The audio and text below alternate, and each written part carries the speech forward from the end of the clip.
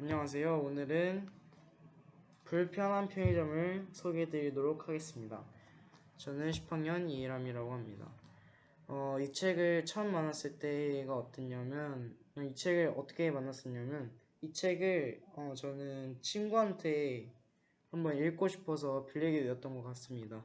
근데 그게 1년 전이라서 세세히 기억은 안 나지만, 이 책을 읽었던 사람들의 평가를 들어보면 되게 힐링이 된다, 마음의 위로가 찾아온다, 또는 엄청 생각하는 게 긍정적으로 변한다라는 등의 호평이 되게 많았어가지고 한번 읽어봐야겠다라고 생각이 들어서 읽게 되었던 것 같습니다. 저자 소개는요, 성함은 김호연 작가님입니다. 1974년 서울생, 고려대학교 인문대학 국어국문학과를 졸업하셨고요. 첫 직장인 영화사에서 공동작업한 시나리오 이중간첩이 영화화되면서 시나리오 작가가 되었습니다. 두 번째 직장인 출판사에서 만화기획자로 일하며 쓴 실험일간지대가 제1회 부천 만화스토리 공모전에서 대상을 수상하며 만화스토리 작가가 되었습니다. 같은 출판사 소설 편집자로 남의 소설을 만지다가 급기야 전업작가로 나섰습니다. 이후 젊은 날 닥치는 대로 글쓰기를 실천하던 중 장편소설 망원동 브라더스로 2013년 제9회 세계문학상 우수상을 수상하며 소설가가 되었습니다. 시대적 배경은 보이다시피 손님들과 사람들이 많이 없는 것으로 볼 때 코로나19가 떠오르는데요. 여기서 이 책에서 이제 마스크 또는 코로나19라는 언급이 된 것을 보아 코로나19가 유행했던 2020년부터 2022년 말까지의 시대적 배경이라 볼 수 있습니다. 주제 소개입니다. 이 책에 소개가 되고 있는 편의점은 전반적으로 다른 일반 편의점에 비하면 제품의 종류와 수량이 적어 불편한 편의점으로 소개가 되고 있습니다. 뿐만 아니라 편의점 알바생도 정체 모를 노숙자 출신입니다. 사실 알바생인 노숙자 출신 자체가 불편한 게 아니고 알바생의 특별한 행동과 말투가 불편했을 거라고 추측이 됩니다. 이로 인해 불편한 편의점에 처음으로 오고 가는 손님들에게는 좋지 못하거나 4차원적 인상을 주게 됩니다. 하지만 점차 손님들의 삶이 피폐해지고 여러 사건에 지쳐 자기도 모르게 이 불편한 편의점을 찾게 됩니다. 그렇게 편의점 문을 열면 뭔가가 마음이 편해지고 마음이 열려서 왠지 모르게 자꾸 불편한 편의점을 찾는 손님들이 많아집니다. 결국 이곳이 자기만의 쉼터가 되었고 그와 함께 노숙자 알바생인 덕구는 그들의 말동무가 되었습니다. 또 잊지 못할 친구가 되었기도 했습니다. 손님들에게는 단순히 편의를 제공하는 일반 편의점이 아닌 오히려 불편함을 제공했지만 그로 인해 특별한 편의점이 되었을 것이라고 저는 생각을 합니다. 결론은 이 책의 주제는 특별함이 만들어낸 불편함이었던 것 같습니다. 전반적인 느낌입니다. 여러 인물들이 처한 상황 가운데 주인공이 간접적으로 참여하면서 상황의 문제들을 해결해 나갑니다. 주인공이 가장 강조했던 부분은 소통이었습니다. 여러 인물들, 심지어 주인공 자신마저 소통이 안 됐기에 일어난 문제들을 직면했습니다. 이 문제를 해결할 수 있는 기가 바로 소통인 것 같습니다. 이런 해석을 볼 때 저자는 여러 인물들이 겪은 아픔들을 해결하는 과정을 통해 소통의 교훈을 주고 있습니다. 마침내 악화되어 가고 있었던 문제 상황들이 소통으로 해결되는 것을 볼 때 정겨운 느낌이 들었습니다. 책의 구성은요, 총 8부분으로 나눠져서 소개가 되고 있습니다.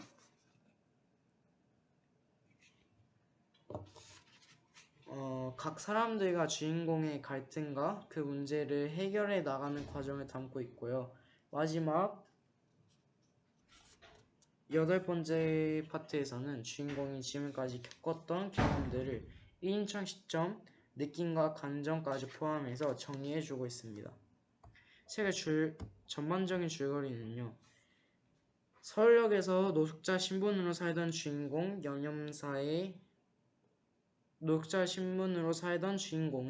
연염사의 파우치를 찾아준 보답으로 그녀는 그녀가 운영하는 편의점에서 언제든지 와서 먹어도 된다는 허락을 해주었습니다. 하지만 노숙자에게는 너무나도 부담스러운 선물이었나 본지 노숙자는 7시에 맞춰 폐기되는 음식만 먹었습니다. 그래도 성이 안 차는지 테이블도 닦고 편의점 주변도 청소하면서 그 부담을 줄여 나갔습니다. 서서히 여염사와도 알바생인 시연과도 관계가 형성되었고요.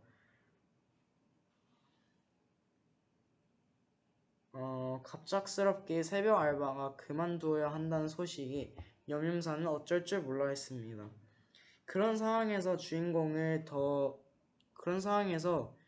여염사가 주인공을 더 신뢰할 수 있게 만든 사건이 일어났습니다. 바로 불량 학생들이 편의점에서 소란을 피울 때 여염사가 위험에 처해 있을 때 도와주었던 것이었습니다. 그 사건을 통해 여염사는 주인공의 든든한 모습에 감동을 받게 되었습니다. 여염사는 그런 착실한 주인공에게 독고라는 특별한 별명을 지어주며 새벽 알바를 부탁합니다. 하지만 독고는 부담스러운지 선택받지 못했습니다. 그런 독고를 이해해주고 또 격려하며 여염사는 응원을 해주었습니다. 여염사의 노력 때문인지 독고는 용기를 내었습니다. 그렇게 원조 알바생인 시영에게 알바를 배워가며 적응해 나갔습니다. 어느새 독고는 밤을 지키는 든든한 일꾼으로 자리 잡게 되었습니다. 독고는 여러 손님들을 만나게 됩니다. 사실 독고의 성격 특성상 손님들이 불편해할 것 같습니다. 하지만 그 성격에 숨겨진 특별한 힘을 체험하고 나선 오히려 삶이 편해지기 시작합니다.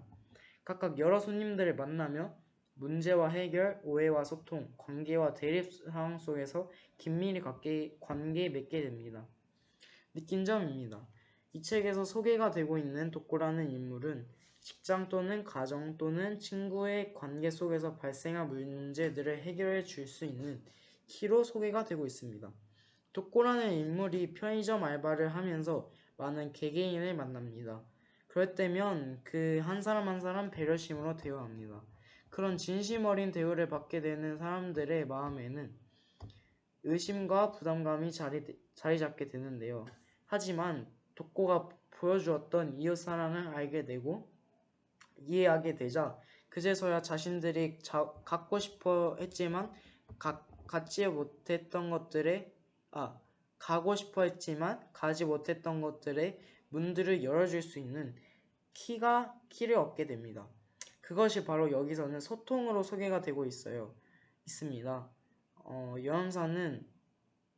여염사가 파우치를 찾아준 보답으로 건넨 따뜻한 손길의 시작이 결국 독고를 통해 사람들의 마음을 만지게 했습니다. 소통을 통해 비로소 인격 대 인격으로 마주하는 그 만남을 통해 사랑이 이루어집니다. 그 인격 대 인격의 관계 회복에 있어서 이 책은 희망과 격려뿐만 아니라 치유를 주었습니다. 비평입니다. 이 책은 소통과 그로 인해 생겨나는 사랑과 행복을 전달하고 있습니다. 이 책의 주인공인 독고가 손님들에게 향했던 작은 사랑의 손길들이 그 손님들의 인생을 바꾸었습니다. 이처럼 작지만 꾸준한 사랑과 관심은 어떤 변화를 가져올 조짐이 되기도 합니다. 이런 측면에 있어서 독고가 보여주었던 희미하게 보였지만 뚜렷했던 사랑은 손님들에게 인생의 필연적인 윤활유가 되었습니다. 비록 자신들에게 달갑지 않게 다가온 독고의 관심과 사랑이 손님들의 사랑을 만들었습니다. 사실 편의점이라고 하면 단순히 작은 마트 또는 소소한 거래가 이루어지는 곳이라고 생각할 수 있습니다. 하지만 이 책은 그 고정관념을 독고라는 인물의 배치에 깨뜨려 버렸습니다. 생각지 못했던 장소에서 생각지도 못했던 사람으로 손님들은 인생의 안식을 얻습니다. 이런 주어진 정보를 통해 이 책은 힐링과 위로 또는 사랑의 희망을 품게 도와줍니다. 그 쓴 이의 목적에 맞게 이 책을 잘 소화해낸 것 같습니다. 추천 대상은요. 이 책은 어떠한 상황에 처한 그 문제를 소통이라는 키를 주며 그 문제 상황들을 해결해 나갑니다. 뿐만 아니라 소소한 삶의 대인 관계에서도 사랑과 배려를 실천하는 작은 사회인 불편한 편의점을 보며 사회의 긍정적인 측면을 보여줍니다. 다시 말해 독고가 불편한 편의점에서 알바로 일하며 보여주었던 작은 관심과 사랑은 이 책의 가치와 목적을 가져다 주었던 것입니다. 결론적으로 이 책은 모두가 읽기 좋은 책입니다. 특히 소통의 어려움을 겪고 있는 청소년 시기 아이들과 그 부모님들에게 책을 더욱 추천합니다. 덧붙여 한 사회에서 살아가는